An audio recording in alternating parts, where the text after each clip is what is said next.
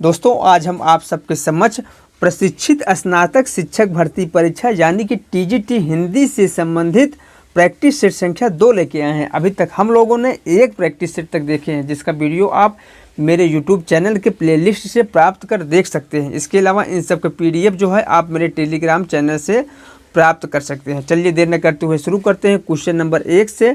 यदि मेरा वीडियो आप सभी लोगों को अच्छा लगे तो लाइक करें और सब्सक्राइब करें। दोस्तों आप लोग मुझे कमेंट करके ज़रूर बताइएगा कि आप लोगों का कितना क्वेश्चन सही हुआ है। क्वेश्चन नंबर 1 है, 13वीं शताब्दी के हिंदी गद्य का रूप उपलब्ध है ब्रजभाषा गद्य में या फिर राजस्थानी गद्य में या फिर खड़ी बोली गद्य में या फिर इनमें से कोई भी नहीं। इसमें जो ऑप्शन सही हो जाएगा, 13वीं शताब्दी की हिंदी गद्य का स्वरूप जो उपलब्ध है वह उपलब्ध है राजस्थानी गद्य में। ऑप्शन नंबर बी सही हो जाएगा। चलिए हम लोग अगला क्वेश्चन देखते हैं। क्वेश्चन नंबर 2 देखते हैं।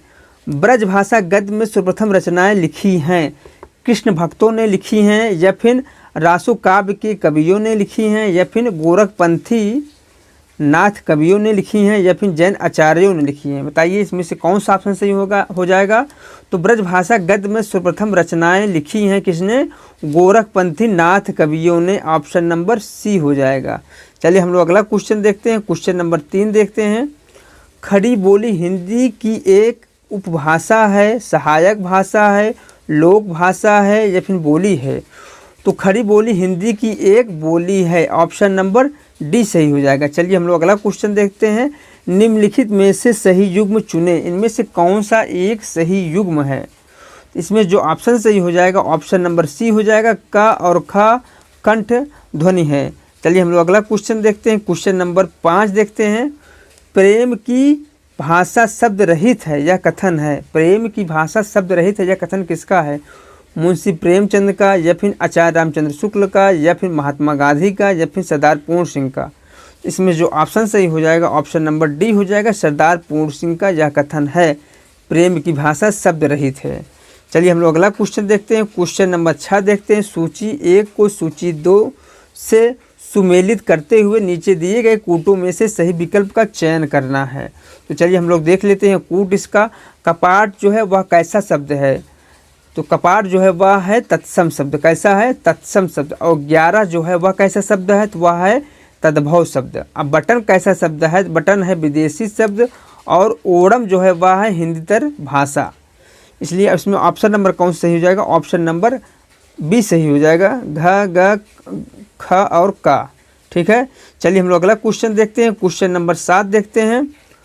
पौरुष वर्णों ट ठ ड ढ अड़ा की अधिकता युक्त काव्य रचना जिसे सुनकर मन में तीव्र वेग या उमंग का भाव उठे, उस काव्य में गुण होगा प्रसाद गुण होगा, माधुर्य गुण होगा या फिर सौकुमार गुण होगा या फिर ओज गुण होगा। इसमें जो ऑप्शन सही हो जाएगा ऑप्शन नंबर डी हो जाएगा। ओज गुण होगा। क्या होगा? ओज गुण होगा। चलिए हम लोग अगला क्वेश्चन देखते हैं। क्वेश्चन नंबर 8 देखते हैं। क्वेश्चन नंबर 8 क्या है? हिंदी के द्विवेदी युग का नामकरण इनमें से किसके नाम पर हुआ है? सोहन लाल द्विवेदी के नाम पर हुआ है, हजारी प्रसाद द्विवेदी के नाम पर हुआ है या फिर शांत प्रिय द्विवेदी के नाम पर हुआ है या फिर महावीर प्रसाद द्विवेदी के नाम पर हुआ है। तो हिंदी के द्विवेदी युग का नामकरण जो हुआ है वह हुआ है महावीर प्रसाद द्विवेदी के नाम पर। ऑप्शन नंबर डी हो जाएगा। चलिए हम लोग अगला क्वेश्चन देखते हैं। इनमें से कौन सा एक शब्द कमल का पर्यायवाची नहीं है? सरसिज नहीं है या फिर उद्भिज नहीं है या फिर पंकज नहीं है या फिर अम्बुज नहीं है। तो सरसिज, पंकज और अम्बुज जो है कमल की पर्यायवाची हैं। बाकी ऑप्शन नंबर बी जो है उद्भिज जो है वह कमल का पर्यायवाची नहीं है। इसलिए ऑप्शन नंबर बी सही हो जाएगा। चलिए हम लोग अगला क्वेश्चन देखते हैं। क्वेश्चन नंबर 10 देखते हैं। निम्नलिखित में से एक कवि वीर रस कवि के रूप में प्रसिद्ध है। इनमें से कौन सा एक कवि वीर रस कवि के रूप में प्रसिद्ध हैं? रूप नारायण पांडे हैं, मुकुटधर पांडे हैं या फिर श्याम नारायण पांडे हैं तो या फिर सुदामा पांडे हैं। इसमें जो ऑप्शन सही हो जाएगा ऑप्शन नंबर सी सही हो जाएगा। श्याम नारायण पांडे जो है एक वीर रस कवि के रूप में प्रसिद्ध हैं। चलिए हम लोग अगला क्वेश्चन देखते हैं। दृश्य काव्य कहते हैं। बताइए दृश्य काव्य किसे कहते हैं? जिस काव्य को देखा जा सके या फिर नाटक को या फिर महाकाव्य को या फिर उपयुक्त में से कोई भी नहीं। इसमें जो ऑप्शन सही हो जाएगा ऑप्शन नंबर बी हो जाएगा। दृश्य काव्य नाटक को कहते हैं। चलिए हम लोग अगला क्वेश्चन देखते हैं। क्वेश्चन नंबर 12 देखते हैं। निम्न शब्दों में मात्र एक शब्द शुद्ध है, इनमें से एक कौन सा शब्द शुद्ध है उसे हमें बताना है। तो बताइए आप लोग इसमें से कौन सा एक शब्द शुद्ध है। तो वह है ऑप्शन नंबर सी, प्रदर्शनी जो है वह शुद्ध शब्द है, बाकी तीनों में त्रुटियां हैं। चलिए हम लोग अगला क्वेश्चन देखते हैं। क्वेश्चन नंबर 13 देखते हैं। दक्षिण में विकसित दक्षिणी हिंदी गद्य का प्रमाणिक रूप प्राप्त होता है सन 1857 ईस्वी के आसपास गद्य में, या फिर सन 1580 ईस्वी के आसपास गद्य में, या फिर सन 1780 ईस्वी के आसपास गद्य में, या फिर सन 1947 ईस्वी के आसपास गद्य में। तो इसमें जो ऑप्शन सही हो जाएगा ऑप्शन नंबर बी हो जाएगा। क्या ऑप्शन? ऑप्शन नंबर बी हो जाएगा। 1580 ईस्वी के आसपास गद्य में दक्षिण में विकसित दक्षिणी हिंदी गद्य का प्रमाणिक रूप प्राप्त होता है। चलिए हम लोग अगला क्वेश्चन देखते हैं। Question number 14। प्रक्षेत्र शब्द है, देशज है, तद्भव है, विदेशी है, या फिर तत्सम है। बताइए इसमें से कौन सा ऑप्शन सही हो जाएगा। इसमें जो ऑप्शन सही हो जाएगा ऑप्शन नंबर डी हो जाएगा। कौन सा? ऑप्शन नंबर डी हो जाएगा। चलिए हम लोग अगला क्वेश्चन देखते हैं। क्वेश्चन नंबर 15 देखते हैं।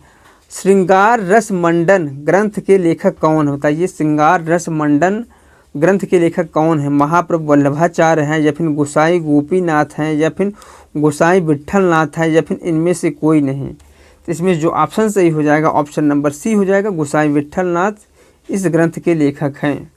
चलिए हम लोग अगला क्वेश्चन देखते हैं।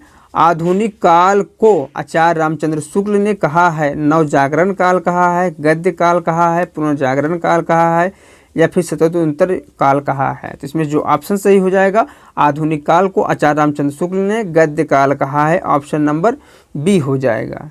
चलिए हम लोग अगला क्वेश्चन देखते हैं। क्वेश्चन नंबर, इसको हम लोग देख चुके हैं दोस्तों। हम लोग अगला क्वेश्चन देखते हैं। क्वेश्चन नंबर 17 देखते हैं। क्वेश्चन नंबर 17 क्या है। क्या भूलूं क्या याद करूं किस की आत्मकथा का एक खंड है। बताइए क्या भूलूं क्या याद करूं किसकी आत्मकथा है। महादेवी वर्मा की है, सुमित्रा नंदन पंत की है, जयशंकर प्रसाद की है, या फिर हरिवंश राय बच्चन की है। तो इसमें जो ऑप्शन सही हो जाएगा ऑप्शन नंबर डी हो जाएगा। हरिवंश राय बच्चन की यह एक आत्मकथा है। इनकी आत्मकथा 4 भागों में प्रकाशित हुआ है। चलिए हम लोग अगला क्वेश्चन देखते हैं। क्वेश्चन नंबर 18 देखते हैं। इनमें से एक रचना कवि रामधारी सिंह दिनकर की नहीं है। इनमें से कौन सी एक रचना जो है कवि रामधारी सिंह दिनकर की नहीं है। हारे को हरिनाम, या फिर सीपी और शंख, या फिर कुरुक्षेत्र, या फिर गीत बिहग। इसमें जो ऑप्शन सही हो जाएगा ऑप्शन नंबर डी, गीत बिहग जो है रामधारी सिंह दिनकर की रचना नहीं, बाकी तीनों रचनाएं रामधारी सिंह दिनकर की हैं। चलिए हम लोग अगला क्वेश्चन देखते हैं। क्वेश्चन नंबर 19 देखते हैं। सूची 1 को सूची 2 से सुमेलित करते हुए निम्नलिखित कूटों का सही विकल्प करना है। ठीक है, बताइए कुत्तों कैसा शब्द है, एक वचन है या फिर बहुवचन है। कुत्ते जो है जो वह क्या है, बहुवचन है। क्या है, कुत्ते बहुवचन है। और गधे जो है वह भी बहुवचन है, जबकि सैनिक एक वचन है और कन्या भी एक वचन है। ठीक है, चलिए हम लोग अगला क्वेश्चन देखते हैं। पाँव पालने में ही दिखाई दे जाते हैं का अर्थ है अच्छे पुत्र के पैर सुंदर होते हैं, या फिर उस पुत्र की लंबाई का अनुमान हो जाता है, या फिर श्रेष्ठता के लक्षण बाल्यावस्था से ही जाहिर होने लगते हैं, या फिर माँ बाप को खुशी होने लगती है। तो इसमें जो ऑप्शन सही हो जाएगा ऑप्शन नंबर सी हो जाएगा। श्रेष्ठता के लक्षण बाल्यावस्था में श्रेष्ठता के लक्षण बाल्यावस्था से ही जाहिर होने लगते हैं। चलिए हम लोग अगला क्वेश्चन देखते हैं। क्वेश्चन नंबर 21 देखते हैं। हिंदी में निबंध लेखन का प्रारंभ माना जाता है द्विवेदी युग से, या फिर रीत काल के अंतिम चरण से, या फिर भारतेंदु युग से, या फिर छायावाद युग से। इसमें से जो ऑप्शन सही हो जाएगा हिंदी में निबंध लेखन का प्रारंभ जो है भारतेंदु युग से मिलने लगता है, इसलिए ऑप्शन नंबर सी सही हो जाएगा क्वेश्चन नंबर 21 का। चलिए हम लोग अगला क्वेश्चन देखते हैं। क्वेश्चन नंबर 22 देखते हैं। खलील जिब्रान की रचना दी मैड मैन का पगला शीर्षक नाम से हिंदी में अनुवाद किया है किसने। राम वृक्ष बेनीपुरी ने, प्रताप नारायण मिश्र ने, राय कृष्णदास ने, या फिर पांडे बेचन शर्मा उग्र ने। तो इसमें जो ऑप्शन सही हो जाएगा ऑप्शन नंबर सी सही हो जाएगा, राय कृष्णदास ने। चलिए हम लोग अगला क्वेश्चन देखते हैं। राहुल संकृत्यायन का बचपन का असली नाम था, बताइए। संघप्रीत था, या फिर भदंत आनंद कौशल्यानंद था, या फिर केदार पांडे था, या फिर सुदामा पांडे था। इसमें जो ऑप्शन सही हो जाएगा ऑप्शन नंबर सी सही हो जाएगा, केदार पांडे था राहुल संकृत्यायन का बचपन का नाम। चलिए हम लोग अगला क्वेश्चन देखते हैं। निम्नलिखित में से कौन सा एक युग्म सही है? इनमें से कौन सा एक युग्म सही है? छत्तीसगढ़ी जो है वह राजस्थानी भाषा के अंतर्गत आता है, या फिर अवधी जो है वह पश्चिमी हिंदी के अंतर्गत आता है, या फिर मैथिली जो है पूर्वी हिंदी के अंतर्गत आता है, या फिर ब्रज भाषा जो है वह पश्चिमी हिंदी के अंतर्गत आता है। तो इसमें पूछा है कौन सा सही है, तो इसमें जो सही हो जाएगा ऑप्शन नंबर डी हो जाएगा, ब्रज भाषा जो है पश्चिमी हिंदी के अंतर्गत आता है। बाकी तीनों जो है सही नहीं है। चलिए हम लोग अगला क्वेश्चन देखते हैं। क्वेश्चन नंबर 25 देखते हैं। जिस छंद के पहले और तीसरे चरण में 11-11 तथा दूसरे और चौथे चरण में 13-13 मात्राएं होती हैं उसे कहा जाता है दोहा कहा जाता है, रोला कहा जाता है, सोरठा कहा जाता है, या फिर बरबे कहा जाता है। तो इसमें जो ऑप्शन सही हो जाएगा ऑप्शन नंबर सी हो जाएगा, उसे सोरठा कहा जाता है। चलिए हम लोग अगला क्वेश्चन देखते हैं। क्वेश्चन नंबर 26 देखते हैं। जिसको न निज गौरव तथा निज देश पर अभिमान है वह नर नहीं नर पशु निरा है और मृतक समान है। ये पंक्तियाँ किस कवि द्वारा लिखित है? रामधारी सिंह दिनकर के द्वारा, अयोध्या सिंह उपाध्याय हरिऔध के द्वारा, या फिर जयशंकर प्रसाद के द्वारा, या फिर मैथिली शरण गुप्त के द्वारा। इसमें जो ऑप्शन सही हो जाएगा ऑप्शन नंबर, ये जो पंक्तियाँ हैं मैथिली शरण गुप्त के द्वारा लिखी गई हैं। चलिए हम लोग अगला क्वेश्चन देखते हैं। क्वेश्चन नंबर 27 देखते हैं। इनमें से एक शब्द शक्ति नहीं है, इनमें से कौन सा एक शब्द शक्ति नहीं है?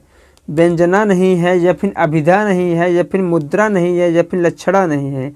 इसमें जो ऑप्शन सही हो जाएगा ऑप्शन नंबर सी हो जाएगा, मुद्रा जो है वह एक शब्द शक्ति नहीं, बाकी तीनों जो हैं शब्द शक्ति के अंतर्गत आते हैं। चलिए हम लोग अगला क्वेश्चन देखते हैं। रामचरितमानस की रचना हुई है, बताइए रामचरितमानस की रचना कब हुई है? विक्रम संवत 1880 में, या फिर विक्रम संवत 1531 में, या फिर विक्रम संवत 1549 में, या फिर विक्रम संवत 1631 में। इसमें जो ऑप्शन सही हो जाएगा ऑप्शन नंबर डी सही हो जाएगा, विक्रम संवत 1631 में रामचरितमानस की रचना हुई है। चलिए हम लोग अगला क्वेश्चन देखते हैं। पहले भयो भूत ता पीछे भई माई, पहले भयो पूत ता पीछे भई माई, बरसे कमल भीजे पानी। कबीर की इन काव्य पंक्तियों को निम्न में से कौन सा नाम दिया जा सकता है? शब्दी दिया जा सकता है, साखी दिया जा सकता है, उलटवासी दिया जा सकता है, या फिर रामायणी दिया जा सकता है। इसमें जो ऑप्शन सही हो जाएगा ऑप्शन नंबर सी हो जाएगा, उलट। चलिए हम लोग अगला क्वेश्चन देखते हैं। रीत काल में जन्म लेने वाले वीर रस के कवि हैं? कवि पद्माकर हैं, कवि चिंतामणि हैं, या फिर कवि भूषण हैं, या फिर कवि केशवदास हैं। इसमें जो ऑप्शन सही हो जाएगा रीत काल में जन्म लेने वाले वीर रस के जो कवि हैं वह हैं कवि भूषण, ऑप्शन नंबर सी सही हो जाएगा। चलिए हम लोग अगला क्वेश्चन देखते हैं। हिंदी साहित्य के भक्तिकाल को कहा जाता है, बताइए हिंदी साहित्य के भक्तिकाल को क्या कहा जाता है? आस्था युग कहा जाता है, या फिर आस्तिक युग कहा जाता है, या फिर स्वर्ण युग कहा जाता है, या फिर ज्ञान और दर्शन युग कहा जाता है। तो इसमें जो ऑप्शन सही हो जाएगा ऑप्शन नंबर सी हो जाएगा, स्वर्ण युग कहा जाता है। चलिए हम लोग अगला क्वेश्चन देखते हैं। प्रयोगवाद का समय है सन 1939 से 1943 ईस्वी तक, या फिर 1938 से 1953 ईस्वी तक, या फिर 1943 ईस्वी से 1953 ईस्वी तक, या फिर 1947 से 1957 ईस्वी तक। इसमें जो ऑप्शन सही हो जाएगा ऑप्शन नंबर बी हो जाएगा, 1938 से 1953 ईस्वी तक प्रयोगवाद का समय माना जाता है। चलिए हम लोग अगला क्वेश्चन देखते हैं। क्वेश्चन नंबर 33 देखते हैं। जो पहले कभी ना हुआ हो उसे कहा जाएगा अपूर्व, अद्वितीय, आश्चर्यजनक, या फिर अभूतपूर्व। तो बताइए इसमें से कौन सा ऑप्शन सही हो जाएगा? जो पहले कभी ना हुआ हो उसे कहा जाएगा अभूतपूर्व, ऑप्शन नंबर डी सही हो जाएगा। चलिए हम लोग अगला क्वेश्चन देखते हैं। क्वेश्चन नंबर 34 देखते हैं। निम्न में से कौन सा वाक्य शुद्ध नहीं है? इनमें से कौन सा एक वाक्य शुद्ध नहीं है? संस्कृत को देववाड़ी कहते हैं, या फिर अनेकों लोग दौड़ पड़े, या फिर मोहन ने पत्रोत्तर दिया, या फिर काव्य लेखन के लिए प्रतिभा होनी चाहिए। बताइए काव्य लेखन के लिए प्रतिभा चाहिए। इसमें जो ऑप्शन सही हो जाएगा ऑप्शन नंबर बी हो जाएगा, अनेकों लोग दौड़ पड़े। यह जो वाक्य है यह शुद्ध वाक्य नहीं, बाकी तीनों जो वाक्य हैं वह शुद्ध हैं। चलिए हम लोग अगला क्वेश्चन देखते हैं। क्वेश्चन नंबर 35 देखते हैं। हिंदी साहित्य के किस काल को श्रृंगार काल कहा जाता है? बताइए हिंदी साहित्य के किस काल को श्रृंगार काल कहा जाता है, वीरगाथा काल को, छायावाद को, नवगीत काल को या फिर रीत काल को। इसमें जो ऑप्शन सही हो जाएगा ऑप्शन नंबर डी सही हो जाएगा। रीत काल को श्रृंगार काल भी कहा जाता है, ऑप्शन नंबर डी सही हो जाएगा। चलिए हम लोग अगला क्वेश्चन देखते हैं। मैला आंचल उपन्यास है, बताइए मैला आंचल उपन्यास है कैसा उपन्यास है? सामाजिक उपन्यास है या फिर ललित उपन्यास है या फिर प्रगतिवादी उपन्यास है या फिर आंचलिक उपन्यास है? इसमें जो ऑप्शन सही हो जाएगा ऑप्शन नंबर डी हो जाएगा, आंचलिक उपन्यास है मैला आंचल। चलिए हम लोग अगला क्वेश्चन देखते हैं। क्वेश्चन नंबर 39 देखते हैं। निम्नलिखित पत्रिकाओं में कौन सी एक का प्रकाशन भारतेंद्र युग में हुआ? निम्नलिखित पत्रिकाओं में से किस पत्रिका का प्रकाशन भारतेंद्र युग में हुआ? मधुकर या फिर साहित्य भास्कर या फिर कदामनी या फिर आनंद कदामनी? तो इसमें जो ऑप्शन सही हो जाएगा ऑप्शन नंबर डी हो जाएगा, आनंद कदामनी पत्रिका का प्रकाशन भारतेंद्र युग में हुआ। तो दोस्तों आप लोग मुझे कमेंट करके बताइएगा कि आनंद कदामनी पत्रिका के संपादक कौन थे और कदामनी पत्रिका के संपादक कौन थे। चलिए हम लोग अगला क्वेश्चन देखते हैं। क्वेश्चन नंबर 38 देखते हैं। काव्य का कौन सा रूप है जिसके छंदों में, काव्य का कौन सा रूप या प्रकार है जिसके छंदों में अर्थ की दृष्टि से पूर्व पर संबंध का निर्वाह नहीं होता है? प्रबंध काव्य में, खंड काव्य में या फिर मुक्तक काव्य में या फिर महाकाव्य में? इसमें जो ऑप्शन सही हो जाएगा ऑप्शन नंबर सी हो जाएगा, मुक्तक काव्य में। किसमें? मुक्तक काव्य में। चलिए हम लोग अगला क्वेश्चन देखते हैं। निम्नलिखित में से कौन सा अर्थालंकार है? इनमें से कौन सा एक अर्थालंकार है? श्लेष है, रूपक है, यमक है या फिर अनुप्रास है? तो श्लेष, यमक और अनुप्रास जो है वह शब्दालंकार है, जबकि रूपक जो है वह अर्थालंकार है। इसलिए ऑप्शन नंबर कौन सा? ऑप्शन नंबर बी सही हो जाएगा। चलिए हम लोग अगला क्वेश्चन देखते हैं। क्वेश्चन नंबर 40 देखते हैं। निम्न में इनमें से एक भाषा परिवार की, भारत में इनमें से एक भाषा परिवार की भाषा प्रचलित नहीं है, वह कौन सा है? भारूपी भाषा परिवार या फिर द्रविड़ भाषा परिवार या फिर एकाक्षरी भाषा परिवार या फिर दरद पहाड़ी भाषा परिवार? इसमें जो ऑप्शन सही हो जाएगा ऑप्शन नंबर सी सही हो जाएगा, एकाक्षरी भाषा परिवार जो है भाषा हिंदी मतलब भारत में एक भाषा परिवार की भाषा नहीं है, बाकी तीनों जो है भाषा भारत की एक भाषा परिवार की भाषा है। चलिए हम लोग क्वेश्चन नंबर 41 देखते हैं। निम्नलिखित में से एक ललित निबंधकार नहीं है, इनमें से कौन से एक कवि जो है ललित निबंधकार नहीं है? कुबेर नाथ राय ललित निबंधकार हैं, हजारी प्रसाद द्विवेदी ये भी ललित निबंधकार हैं, विद्यानिवास मिश्र जो हैं ये भी ललित निबंधकार हैं, जबकि भारत भूषण जो हैं ललित निबंधकार नहीं। इसलिए ऑप्शन नंबर डी सही हो जाएगा। कौन सा? ऑप्शन नंबर डी सही हो जाएगा। चलिए हम लोग अगला क्वेश्चन देखते हैं। क्वेश्चन नंबर 42 देखते हैं। फणीश्वर नाथ रेणु प्रसिद्ध हैं लोक गायक के रूप में या फिर आंचलिक कथाकार के रूप में या फिर ललित निबंधकार के रूप में या फिर पत्रकार के रूप में? तो इसमें जो ऑप्शन सही हो जाएगा ऑप्शन नंबर बी हो जाएगा, आंचलिक कथाकार के रूप में प्रसिद्ध हैं। कौन? फणीश्वर नाथ रेणु। चलिए हम लोग अगला क्वेश्चन देखते हैं। क्वेश्चन नंबर 43 देखते हैं। रस के मूल कारण होते हैं, बताइए रस के मूल कारण क्या होते हैं? विभाव होते हैं, संचारी भाव होते हैं, अस्थायी भाव होते हैं या फिर अनुभाव होते हैं? तो इसमें जो ऑप्शन सही हो जाएगा ऑप्शन नंबर सी सही हो जाएगा। कौन सा? ऑप्शन नंबर सी सही हो जाएगा, अस्थायी भाव। रस का मूल जो कारण होते हैं वो होता है अस्थायी भाव। चलिए हम लोग अगला क्वेश्चन देखते हैं। शांत रस का अस्थायी भाव क्या है? बताइए आप लोग, शांत रस का अस्थायी भाव क्या है? जुगुप्सा है या फिर निर्वेद है या फिर रति है या फिर दया है? तो इसमें जो ऑप्शन सही हो जाएगा ऑप्शन नंबर बी सही हो जाएगा, शांत रस का अस्थायी भाव निर्वेद है। चलिए हम लोग अगला क्वेश्चन देखते हैं। क्वेश्चन नंबर 45 देखते हैं। निम्नलिखित में से एक कहानी जयशंकर प्रसाद की नहीं है, इनमें से कौन सी एक कहानी जयशंकर प्रसाद की नहीं है? गुंडा नहीं है, कामना तरु नहीं है या फिर ममता नहीं है या फिर तीसरी कसम नहीं है? तो इसमें जो ऑप्शन सही हो जाएगा ऑप्शन नंबर डी जो दोस्तों फणीश्वर नाथ किसकी है? फणीश्वर नाथ रेणु की रचना है। और कामता गुरु जो है यह कहानी जो है वह जयशंकर उसकी किसकी? प्रेमचंद की कहानी है।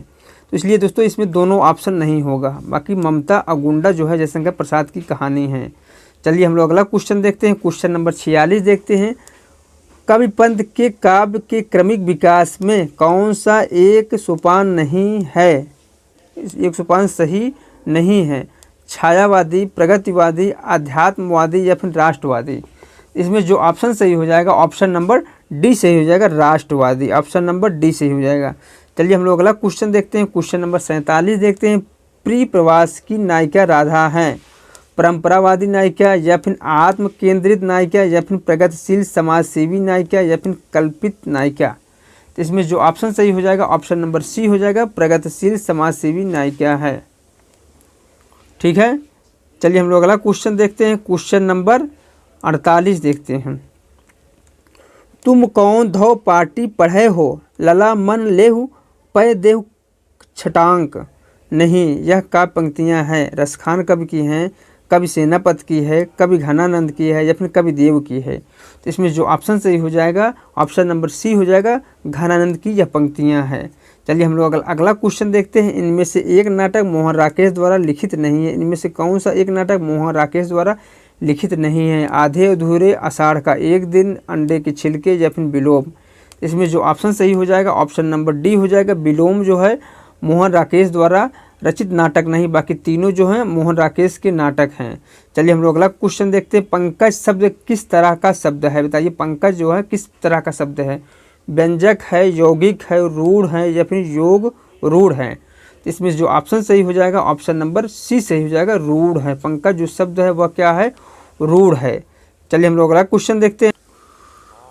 क्वेश्चन नंबर 51 है। पंचवटी शब्द में कौन सा समास है? बताइए आप लोग, पंचवटी में कौन सा समास है? द्वंद्व समास है या फिर कर्मधारय समास है या फिर द्विगु समास है या फिर तत्पुरुष समास है? तो इसमें जो ऑप्शन सही हो जाएगा ऑप्शन नंबर सी हो जाएगा, पंचवटी में द्विगु समास है। चलिए हम लोग अगला क्वेश्चन देखते हैं। पावक शब्द की संधि है, बताइए पावक शब्द में कौन सी संधि होगी? इसमें जो ऑप्शन सही हो जाएगा ऑप्शन नंबर कौन सा? ऑप्शन नंबर सी हो जाएगा, पौ प्लस अक जो है पावक की संधि विच्छेद होगा।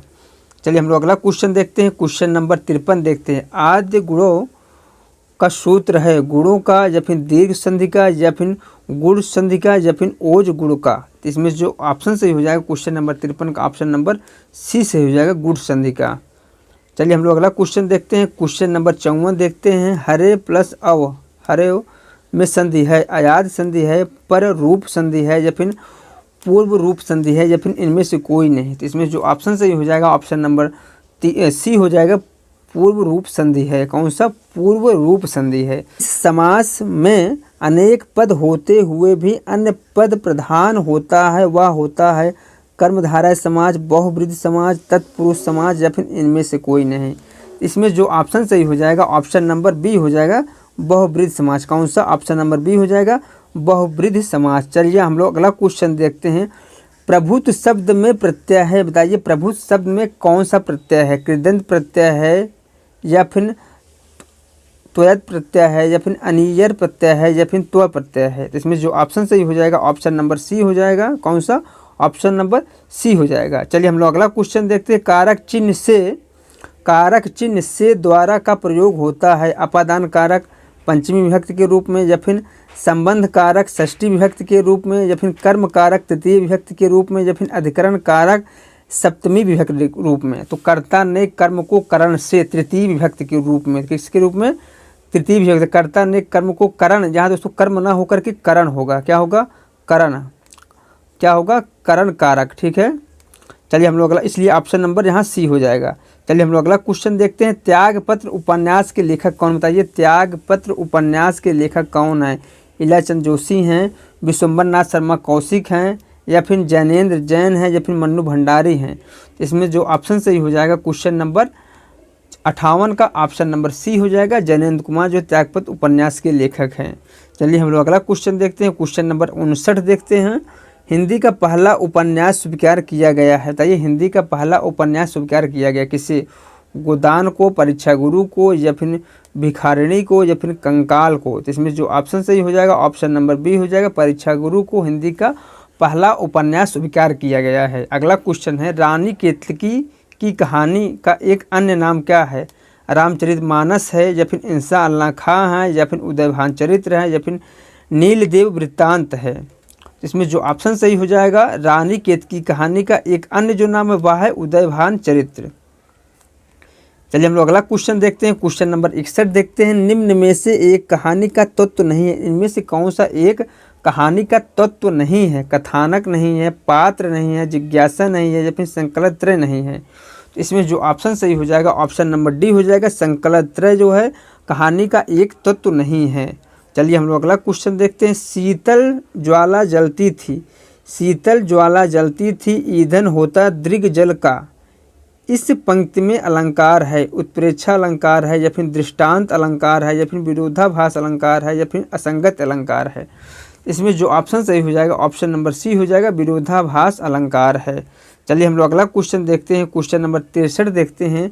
हाथ न मिलाना मुहावरे का अर्थ है जड़ हो जाना या फिर आक्रमण हो जाना या फिर जीवन से पलायन होना या फिर कामचोर होना। इसमें जो ऑप्शन सही हो जाएगा ऑप्शन नंबर बी हो जाएगा। कौन सा? ऑप्शन नंबर बी हो जाएगा। चलिए हम लोग अगला क्वेश्चन देखते हैं। क्वेश्चन नंबर 64 देखते हैं।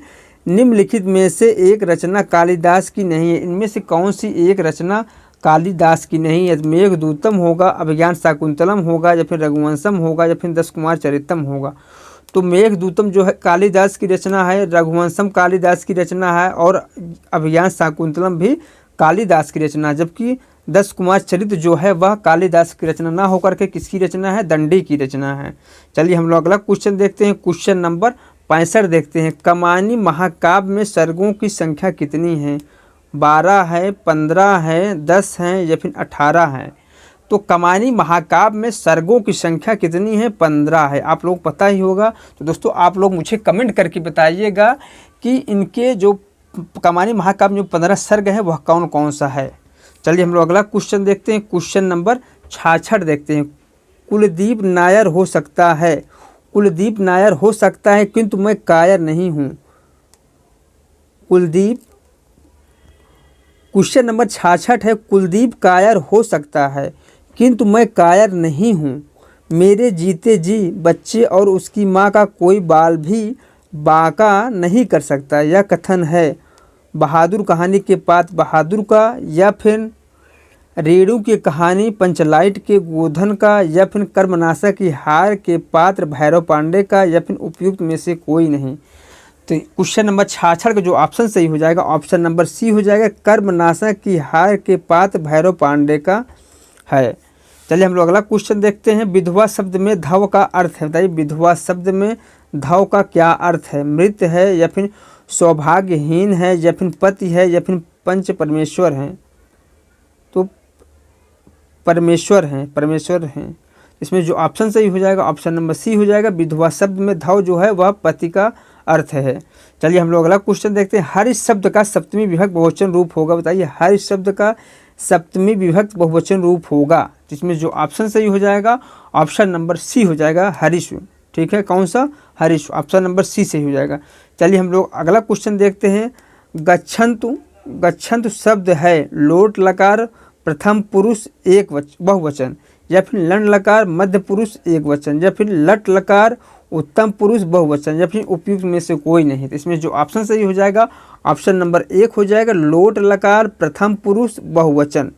ठीक है, चलिए हम लोग अगला क्वेश्चन देखते हैं। क्वेश्चन नंबर 70 देखते हैं। इनमें से एक लोकोक्तियाँ हैं, इनमें से कौन सी एक लोकोक्तियाँ हैं? अंधे की लाठी या फिर ईद का चाँद या फिर एक आँख से देखना या फिर 9 दिन चले 2.5 कोस। इनमें जो एक लोकोक्तियाँ हैं वह है ऑप्शन नंबर डी, 9 दिन चले 2.5 कोस। ठीक है, चलिए हम लोग अगला क्वेश्चन देखते हैं। क्वेश्चन नंबर 71 देखते हैं। निम्नलिखित रीतकालीन कवियों में से किसने लक्षण ग्रंथों का निर्माण किया है? बिहारी लाल ने या फिर केशव दास ने या फिर मती राम ने या फिर सेनापति ने? तो इसमें जो ऑप्शन सही हो जाएगा ऑप्शन नंबर बी हो जाएगा, केशव दास ने। ऑप्शन नंबर बी हो जाएगा। चलिए हम लोग अगला क्वेश्चन देखते हैं। रामचरितमानस के अंतिम कांड का नाम क्या है? ये रामचरितमानस के अंतिम कांड का नाम क्या है? लंका कांड है, लवकुश कांड है या फिर अरण्य कांड है या फिर उत्तर कांड है? इसमें जो ऑप्शन सही हो जाएगा ऑप्शन नंबर डी हो जाएगा, उत्तर कांड है। क्या है?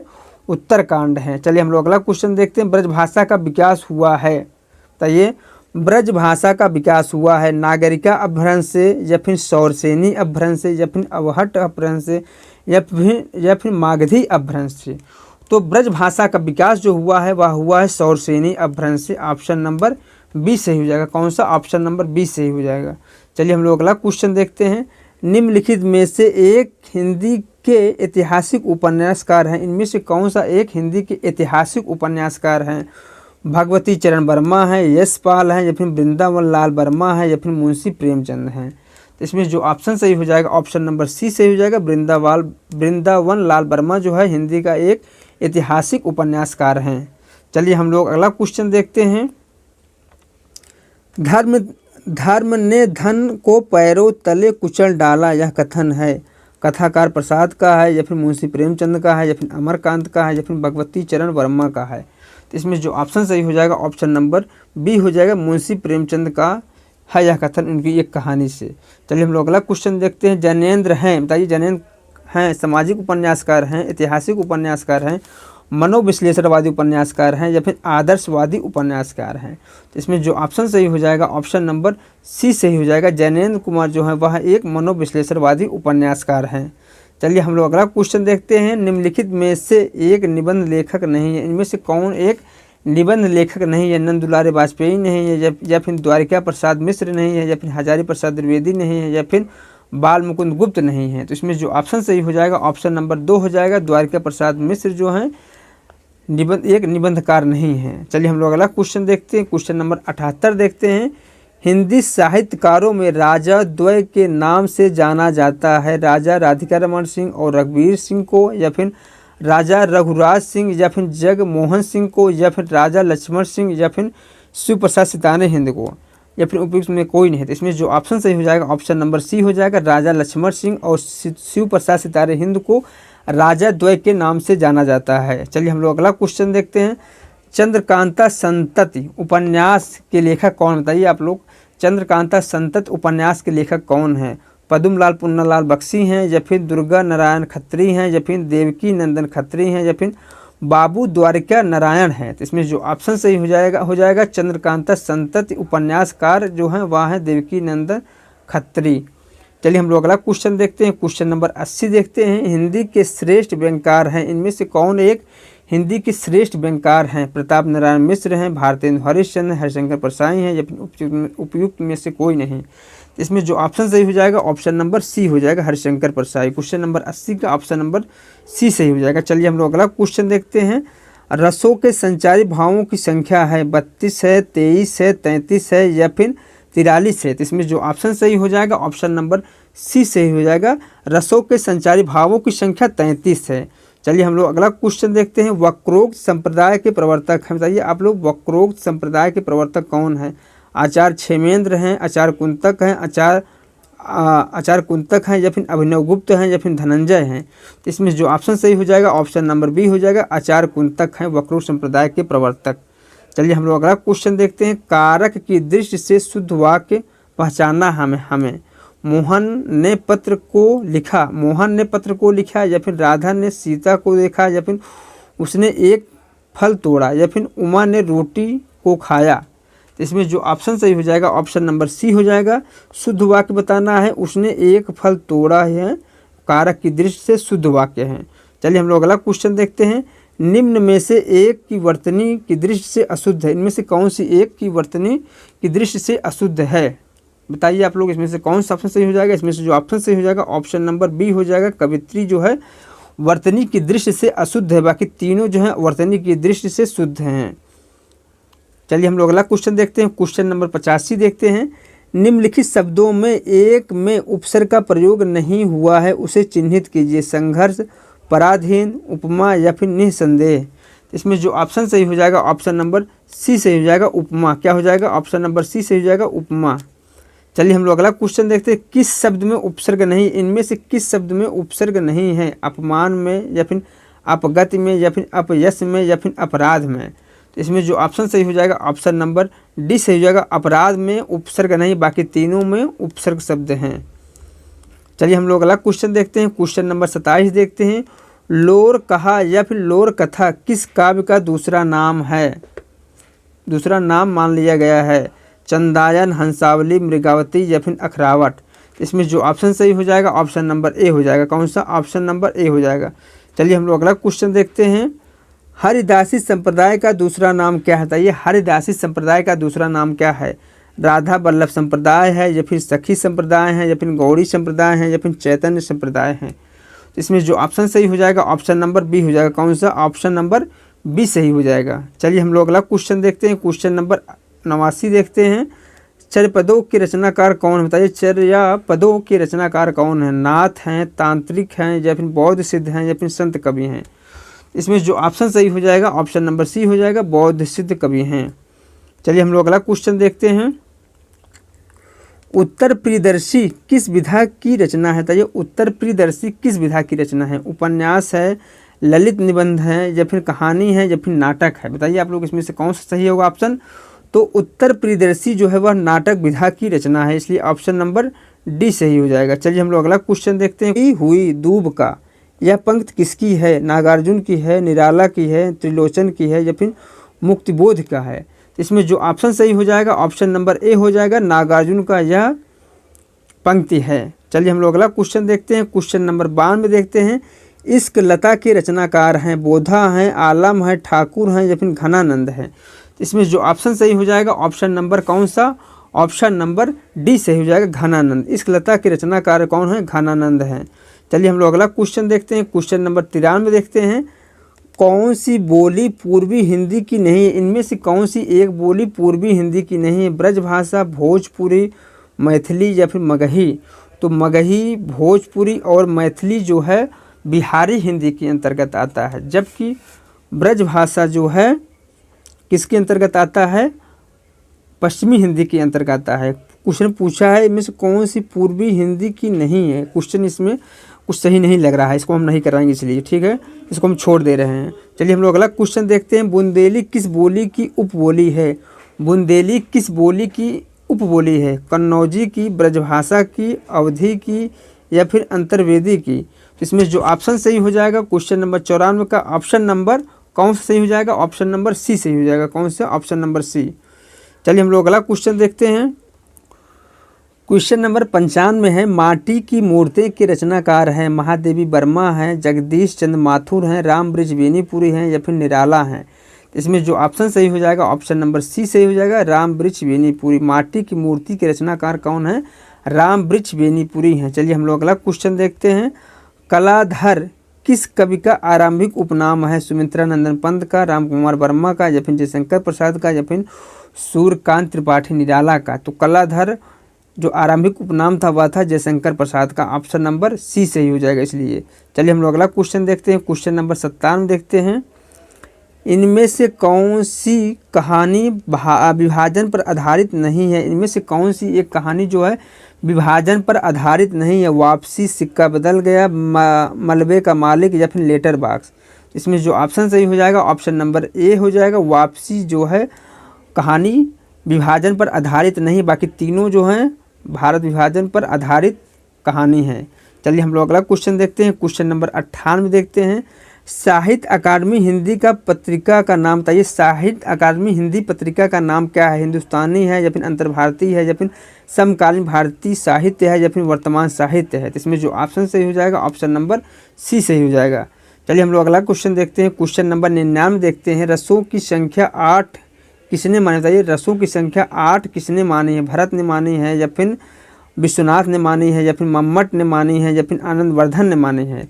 इसमें जो ऑप्शन सही हो जाएगा ऑप्शन नंबर ए हो जाएगा। कौन सा? ऑप्शन नंबर ए हो जाएगा, भरत ने रसों की संख्या कितनी? 8 मानी है, ठीक है। चलिए हम लोग अगला क्वेश्चन देखते हैं। क्वेश्चन नंबर 100 देखते हैं। ये कोठे वालिया के लेखक कौन है? उग्र है, निराला है, अमृतलाल नागर है या फिर चतुर्सेन शास्त्री हैं? तो इसमें जो ऑप्शन सही हो जाएगा ऑप्शन नंबर सी हो जाएगा, अमृतलाल नागर इसके लेखक हैं।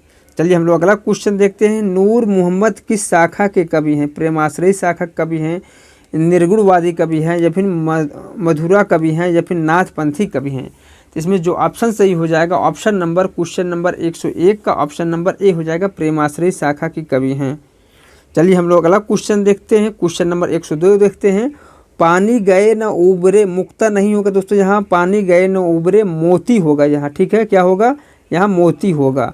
मोती मानस सूज कौन सा अलंकार है? दीपक, दृष्टांत, श्लेष या फिर व्यतिरेक? तो इसमें जो ऑप्शन सही हो जाएगा ऑप्शन नंबर सी सही हो जाएगा, श्लेष अलंकार है। चलिए हम लोग अगला क्वेश्चन देखते हैं। क्वेश्चन नंबर 103 देखते हैं। आचार्य कुंतक ने किस वाद की स्थापना की है? अनुमतिवाद की, या फिर आरोपवाद की, या फिर आनंदवाद की, या फिर भोजपत्वाद की? इसमें जो ऑप्शन सही हो जाएगा क्वेश्चन नंबर 103 का ऑप्शन नंबर ए हो जाएगा। आचार्य कुंतक ने अनुमतवाद की स्थापना की है। चलिए हम लोग अगला क्वेश्चन देखते हैं। जुगुप्सा किस रस का स्थायी भाव है? बीभत्स रस का, करुण रस का, वीर रस का, या फिर रौद्र रस का? इसमें जो ऑप्शन सही हो जाएगा ऑप्शन नंबर ए हो जाएगा, बीभत्स रस का स्थायी भाव है। चलिए हम लोग अगला क्वेश्चन देखते हैं। रीत को काव्य का स्वभाव किसने माना है? बताइए, रीत को काव्य का स्वभाव किसने माना है? चिंतामणि ने माना है, केशवदास ने माना है, भिखारी दास ने माना है, या फिर विश्वनाथ प्रसाद ने माना है? तो इसमें जो ऑप्शन सही हो जाएगा क्वेश्चन नंबर 105 का ऑप्शन नंबर बी हो जाएगा। कौन सा? ऑप्शन नंबर बी सही हो जाएगा। चलिए हम लोग अगला क्वेश्चन देखते हैं। क्वेश्चन नंबर 106 देखते हैं। निराला किस पत्रिका के संपादक से संबंध थे? सरस्वती, माधुरी, चांद, या फिर मतवाला? इसमें जो ऑप्शन सही हो जाएगा ऑप्शन नंबर डी हो जाएगा, मतवाला पत्रिका से संबंधित थे। कौन? निराला। चलिए हम लोग अगला क्वेश्चन देखते हैं। बीसल देव रासों के रचनाकार कौन हैं? जगनिक हैं, चंद्रबरदई हैं, नरपतनाल हैं, या फिर भट्ट केदार हैं? तो बीसल देव रासों के जो रचनाकार वह हैं कौन है? नरपतनाल है। कौन है?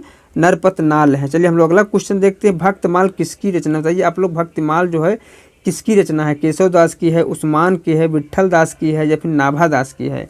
इसमें जो ऑप्शन सही हो जाएगा भक्तमाल जो रचना है वह है नाभा दास की। ऑप्शन नंबर डी सही हो जाएगा। चलिए हम लोग अगला क्वेश्चन देखते हैं। क्वेश्चन नंबर 109 देखते हैं। खड़ी बोली का प्रथम महाकाव्य कौन सा है? कामायनी है, प्रिप्रवास है, साकेत है, या फिर लोकायतन है? तो खड़ी बोली का पहला महाकाव्य जो है वह है कौन सा? प्रिप्रवास। ऑप्शन नंबर बी सही हो जाएगा। चलिए हम लोग अगला क्वेश्चन देखते हैं। क्वेश्चन नंबर 110 देखते हैं। मानस प्रेम भयउ बैकुंठु किस कवि की पंक्ति है? कुम्भन दास की हैं, तुलसीदास की हैं, परमानंद दास की हैं, या फिर जायसी की हैं? तो आप लोग सोच रहे होंगे कि तुलसी की है, तुलसी की नहीं है यह पंक्ति। ठीक है दोस्तों, किसकी पंक्ति है यह ऑप्शन नंबर डी हो जाएगा, जायसी की पंक्ति है। मानस प्रेम भयउ बैकुंठु जो है तुलसी और मलिक मोहम्मद जायसी की पंक्ति है। दोस्तों पंक्ति बहुत बार पूछा जाता है, चलिए इसलिए आप उसको ध्यान रखिएगा। चलिए हम लोग अगला क्वेश्चन देखते हैं। पुनर्वा उपन्यास के रचयिता कौन है? हजारी प्रसाद द्विवेदी हैं, या फिर वृंदावन लाल वर्मा है, या फिर भगवती चरण वर्मा है, या फिर भगवती प्रसाद वाजपेयी हैं, या फिर भगवती चरण वर्मा है? तो इसमें जो ऑप्शन सही हो जाएगा ऑप्शन नंबर कौन सा? ऑप्शन नंबर ए हो जाएगा। पुनर्वा उपन्यास के रचनाकार जो हैं हजारी प्रसाद द्विवेदी हैं। चलिए हम लोग अगला क्वेश्चन देखते हैं। क्वेश्चन नंबर 112 देखते हैं। भारतीय ज्ञानपीठ पुरस्कार किस रचना पर मिला है? अंधा युग, परिकथा, या फिर उर्वशी, या फिर आषाढ़ का एक दिन? इसमें जो ऑप्शन सही हो जाएगा ऑप्शन नंबर सी हो जाएगा, उर्वशी के लिए ज्ञानपीठ पुरस्कार मिला हुआ है। चलिए हम लोग अगला क्वेश्चन देखते हैं। चाक उपन्यास के लेखक कौन? बताइए, चाक उपन्यास के लेखक कौन हैं? अमरकांत हैं, जगदीश चंद्र हैं, या फिर मार्कंडेय हैं, या फिर मैत्री पुष्पा हैं? तो बताइए आप लोग इसमें से कौन सा ऑप्शन सही हो जाएगा? तो इसमें जो ऑप्शन सही हो जाएगा चाक उपन्यास के लेखक जो है मैत्री पुष्पा है। ऑप्शन नंबर डी सही हो जाएगा। चलिए हम लोग अगला क्वेश्चन देखते हैं। किसे नई कविता का कवि नहीं कहा जाता? इनमें से किसे नई कविता का कवि नहीं कहा जाता है? अज्ञेय को, या फिर सर्वेश्वर दयाल सक्सेना को, या फिर रघुवीर सहाय को, या फिर नागार्जुन को? इसमें जो ऑप्शन सही हो जाएगा ऑप्शन नंबर डी हो जाएगा, नागार्जुन को। ठीक है, चलिए हम लोग अगला क्वेश्चन देखते हैं। रात में हारमोनियम किस विधा की रचना है? कहानी है, नाटक है, या फिर उपन्यास है, या फिर कविता है? इसमें जो ऑप्शन सही हो जाएगा ऑप्शन नंबर डी सही हो जाएगा, कविता है। रात में हारमोनियम किसकी रचना है? उदय प्रकाश की रचना है, कविता विधा की। चलिए हम लोग अगला क्वेश्चन देखते हैं। इनमें से कौन सा उपन्यास दलित जीवन पर केंद्रित है? परिशिष्ट है, जुगलबंदी है, नीला चांद है, या फिर अपना मोर्चा है? इसमें जो ऑप्शन सही हो जाएगा ऑप्शन नंबर ए हो जाएगा, परिशिष्ट जो है दलित जीवन पर आधारित उपन्यास है। इसके लेखक जो हैं वह कौन है? गिरिराज किशोर हैं। चलिए हम लोग अगला क्वेश्चन देखते हैं। क्वेश्चन नंबर 117 देखते हैं। फ्लैशबैक की शैली का प्रयोग हिंदी के किस कहानी में पहली बार किया गया था? ताई में, या फिर उसने कहा था, या फिर 11 वर्ष का समय, या फिर प्रायश्चित? इसमें जो ऑप्शन सही हो जाएगा ऑप्शन नंबर बी हो जाएगा, उसने कहा था। चलिए हम लोग अगला क्वेश्चन देखते हैं। क्वेश्चन नंबर 118 देखते हैं। साहित्य अकादमी के प्रथम अध्यक्ष थे डॉक्टर एस राधाकृष्णन थे, या फिर जवाहरलाल नेहरू थे, या फिर सुनीत कुमार चटर्जी थे, या फिर शिवराम कारंत थे। तो इसमें जो ऑप्शन सही हो जाएगा ऑप्शन नंबर बी हो जाएगा, जवाहरलाल नेहरू। चलिए हम लोग अगला क्वेश्चन देखते हैं। नई कविता पत्रिका का प्रकाशन कब प्रारंभ हुआ? 1950 में, 1951 में, 1955 में, या फिर 1954 में। तो नई कविता पत्रिका का प्रकाशन जो आरंभ हुआ था वह हुआ था 1954 ईस्वी में। ठीक है, चलिए हम लोग अगला क्वेश्चन देखते हैं। गोल्ड स्मिथ ट्रैवलर का अनुवाद किसने किया था? रामचरित उपाध्याय ने, राम नरेश त्रिपाठी ने, या फिर श्रीधर पाठक ने, या फिर ठाकुर गोपाल शरण सिंह ने। इसमें जो ऑप्शन सही हो जाएगा ऑप्शन नंबर सी हो जाएगा, श्रीधर पाठक ने। चलिए हम लोग अगला क्वेश्चन देखते हैं। क्वेश्चन नंबर 121 देखते हैं। क्वेश्चन नंबर 121 क्या है? देवनागरी लिपि में प्रारंभिक सुधारकर्ता इनमें से थे? काका कालेकर थे, या फिर महादेव गोविंद रनाडे थे, या फिर भोलानाथ तिवारी थे, या फिर आचार्य नरेंद्र देव थे। इसमें जो ऑप्शन सही हो जाएगा ऑप्शन नंबर बी हो जाएगा, महादेव गोविंद रनाडे थे। ऑप्शन नंबर बी हो जाएगा। चलिए हम लोग अगला क्वेश्चन देखते हैं। क्वेश्चन नंबर 122 देखते हैं। निम्नलिखित भेदों में एक अतिशयोक्त अलंकार का प्रकार नहीं है। तो इसमें जो ऑप्शन सही हो जाएगा ऑप्शन नंबर कौन सा? ऑप्शन नंबर सी हो जाएगा, अभेद का शोक्त जो है अतिशयोक्त अलंकार का एक प्रकार नहीं है। चलिए हम लोग अगला क्वेश्चन देखते हैं। क्वेश्चन नंबर 123 देखते हैं। जो तुम्हार अनुशासन पावो, कुंदक इव ब्राह्मण उठावो, कांचे घट सम डारो फेरी, सांको मेरु मूकक जिम तोरी। उपयुक्त पंक्तियों में काव्य गुण है। कौन सा काव्य गुण है? प्रसाद काव्य गुण है, शिवकुमार काव्य गुण है, माधुर काव्य गुण है, या फिर ओज काव्य गुण है। तो इसमें जो ऑप्शन सही हो जाएगा ऑप्शन नंबर डी हो जाएगा, ओज काव्य गुण है। कौन सा? ओज काव्य गुण, ऑप्शन नंबर डी सही हो जाएगा। चलिए हम लोग अगला क्वेश्चन देखते हैं। क्वेश्चन नंबर 124 देखते हैं। छंदों के संदर्भ में गणों के कितने भेद हैं? बताइए, छंदों के संदर्भ में गणों के कितने भेद हैं? 6 हैं, 8 हैं, 5 हैं, या फिर 7 हैं। इसमें जो ऑप्शन सही हो जाएगा ऑप्शन नंबर बी हो जाएगा, 8 भेद हैं। कितने भेद हैं? 8 भेद हैं। चलिए हम लोग अगला क्वेश्चन देखते हैं। क्वेश्चन नंबर 150 देखते हैं और इस प्रैक्टिस सेट का लास्ट क्वेश्चन देखते हैं। महाभोज उपन्यास के रचनाकार कौन है? शिवानी है, उषा प्रिवंदा है, या फिर मृदुला सिन्हा है, या फिर मन्नू भंडारी हैं। इसमें जो ऑप्शन सही हो जाएगा ऑप्शन नंबर डी हो जाएगा, मन्नू भंडारी। महाभोज उपन्यास के रचनाकार जो है वह है मन्नू भंडारी। ठीक दोस्तों, यह प्रैक्टिस सेट यहीं समाप्त होता है। दोस्तों आप लोग मुझे कमेंट करके ज़रूर बताइएगा कितना क्वेश्चन आप लोगों का सही